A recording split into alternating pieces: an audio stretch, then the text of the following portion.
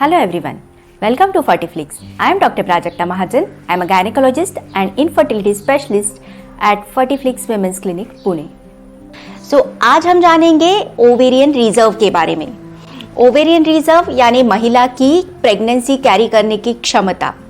Ovarian reserve test में आते हैं सीरम AMH लेवल, अल्ट्रासोनोग्राफी जिससे हम देखते हैं एंट्रल फॉलिकल काउंट और FSH लेवल। जब भी कपल इनफर्टिलिटी क्लिनिक्स को विजिट करते हैं तब उनको बहुत कॉमनली और इनिशियल फेज में एडवाइस की जाती है एक टेस्ट जो है serum AMH levels.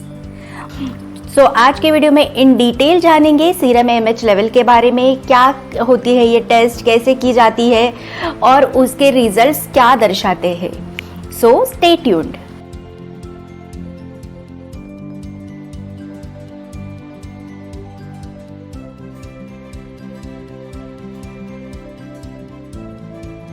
Serum AMH levels यानी जिसे हम एंटी मुलेरियन हार्मोन भी कहते हैं, ये टेस्ट दर्शाती है कि फीमेल के बॉडी में एग रिजर्व कितना है। जब भी फीमेल का बर्थ होता है तो उनके शरीर में फिक्स नंबर ऑफ फॉलिकल्स होते हैं और जैसे ही माहवारी यानी पीरियड स्टार्ट होते हैं तो उनमें से कुछ नंबर ऑफ फॉलिकल बचते हैं।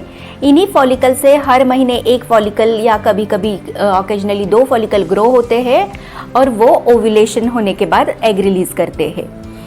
फॉलिकल यानी ऐसी बैग जिसके अंदर एग्स ग्रो करते हैं।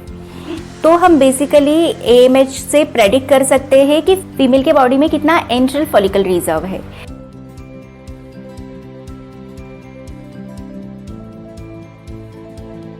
सो ये AMH बनता कैसे है? ये AMH फीमेल के ओवरी यानी अंडाशय के ग्रैनुलोसा सेल्स से सीक्रेट होता है।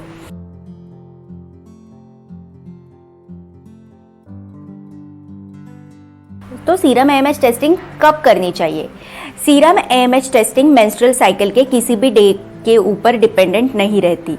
आप उसको कोई भी डे पे कर सकते हैं। जैसे कि आपने देखा होगा एंट्रल फॉलिकल काउंट की सोनोग्राफी या आपको कोई hormone test day 2 of menstrual cycle हम करने बोलते हैं, लेकिन AMH आप किसी भी दिन कर सकते हैं। AMH के लिए फास्टिंग भी रिक्वायर्ड नहीं होती। आप फास्टिंग या खा पी के कभी भी ये टेस्ट दे सकते हैं क्योंकि ये बेसिकली पोटेंशियल दिखाती है कि फीमेल के बॉडी में कितना एग रिजर्व है। तो ये egg reserve age wise decline होता है, लेकिन किसी एक्सटर्नल फैक्टर से इसका रिजल्ट्स बदलता नहीं।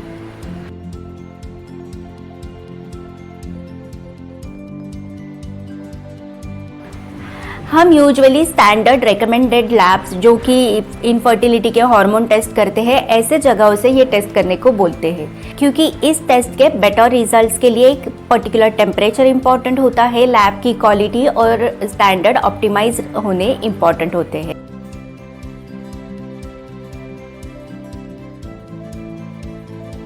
सीरम AMH लेवल की नॉर्मल वैल्यू है 1.5 से लेके 4 तक या फिर 3.5 Ng/ml कंसीडर की जाती है।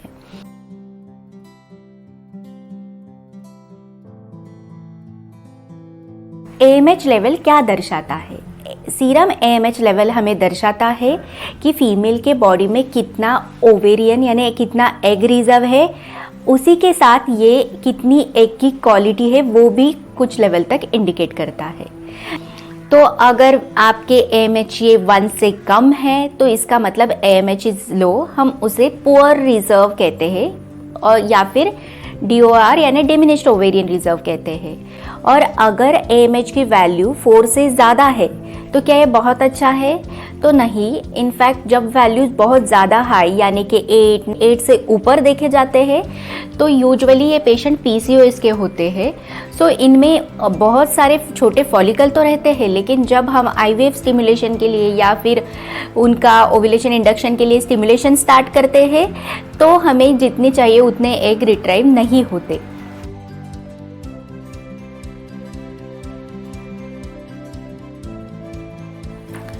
AMH पे किसी एनवायरनमेंट का या आपकी किसी बीमारी का असर होता है क्या?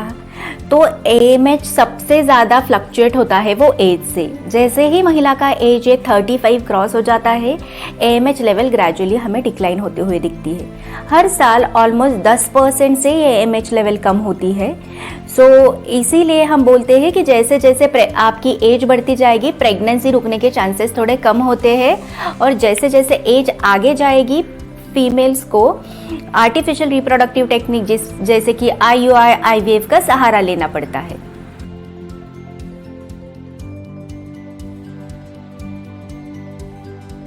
क्या AMH लेवल लो है तो सिर्फ IVF ट्रीटमेंट का ही ऑप्शन बचता है? तो नहीं, AMH लेवल लो होके भी आपको नेचुरली प्रेगनेंसी रुक सकती है।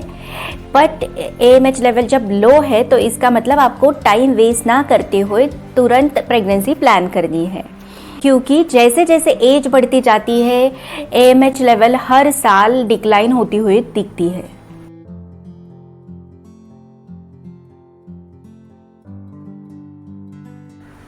तो क्या AMH लेवल लो है तो हमें सिर्फ उसी टेस्ट को बिलीव करके मानना चाहिए कि अपना ओवेरियन रिजर्व पुअर है? नहीं, हम as a clinician serum AMH level को हम कोरिलेट करते हैं पीरियड के दूसरे दिन किए जाने वाले अल्ट्रासोनोग्राफी के साथ। ये यूजुअली इंटरनल रूट से यानी ट्रांसवाजाइनल सोनोग्राफी की जाती है। हम उसमें क्या देखते हैं, दोनों अंडाशय यानी दोनों ओवरीज के स्मॉल एंट्रल फॉलिकल्स हम काउंट करते हैं। तो ये क्या होते हैं, जो भी फॉलिकल 2 से 6 mm के होते हैं उनकी हम काउंटिंग करते हैं, और अगर दोनों ओवरीज का मिला के काउंट ये 15 यानी 15 तक है तो ये बहुत अच्छा माना जाता है। अगर दोनों ओवरीज का मिला के काउंट ये 5 से कम है तो हम उसको कोरिलेट करते हैं AMH लेवल से। ऐसे केसेस में यूजुअली AMH लेवल भी 1 से कम देखी जाती है।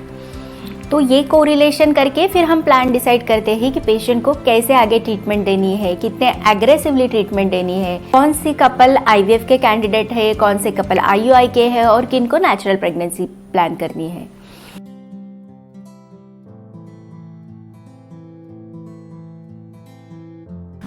इसी के साथ और एक हार्मोन टेस्ट होता है जो हम यूजुअली डे 2 या डे 3 यानी पीरियड के दूसरे या तीसरे दिन एडवाइस करते हैं, वो है FSH लेवल।